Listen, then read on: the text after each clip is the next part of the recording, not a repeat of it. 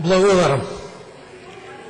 Почитувана колешка, битно е за расправа уште еднаш да се нагласи покрај тоа што сте пратеник, што сте дополнително во Собраниево, а вие сте председателка на Комисијата за образование. Значи битно е јавноста тоа прецизно да го знае. Покрај тоа сте и професор на државен факултет. Сега, зашто го кажувам ова? Ова барање што го спомна колегата Сугаревски е токму до вас адресирано. Месец дена не одговоривте на ова барање. Месец дена се плашите од соочување со ученици, студенти, наставници, родители. Месец дена се плашите од овие луѓе. Не е се ова малку луѓе, колешки. Не се воопшто. И вие и владата во заминување се плашите, се тресете од овие луѓе. Затоа што се попаметни од вас, затоа што се поаргументирани од вас и затоа што се борат за вистинска работа. Дополнително, бидејќи сте професорка, овие млади луѓе утре може да бидат ваши студенти. Нивните родители може би се ваши роднини, може би се ваши пријатели. А нивните наставници сигурно се ваши колеги.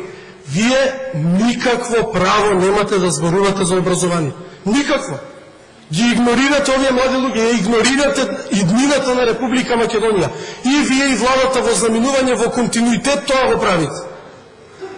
Не, рајте. Сте правеле што сте правеле, не сте одговарале што не сте одговарале, сте се плашеле што сте се плашеле, сте бегале од јавна расправа, сте бегале. Ајде, еве, имате сега шанса да се исперете колку толку за ова, се што сте направиле.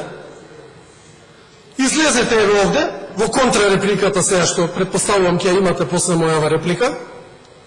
Извинете се на студентите, извинете се на наставниците, извинете се на родителите, извинете се на целата стручна фела од образованието за се ова што го направивте низ годиниве. Побарајте прошка од нив за тоа, гласајте за укинување на екстерното тестирање, па може би и тоа ќе ви го заборават. Ево ова ќе ви го оставам овде. Поздравете ги пленумците и директно во очи кажете им дали ќе се извадите за ова што го направивте и дали ќе гласате за укинување на екстерното тестирање. А од мене, порака до сите нив, поздрав пленумци, дали сега, дали во април, екстерното ќе се укине. Во тоа бидете сигурни. Благодарам.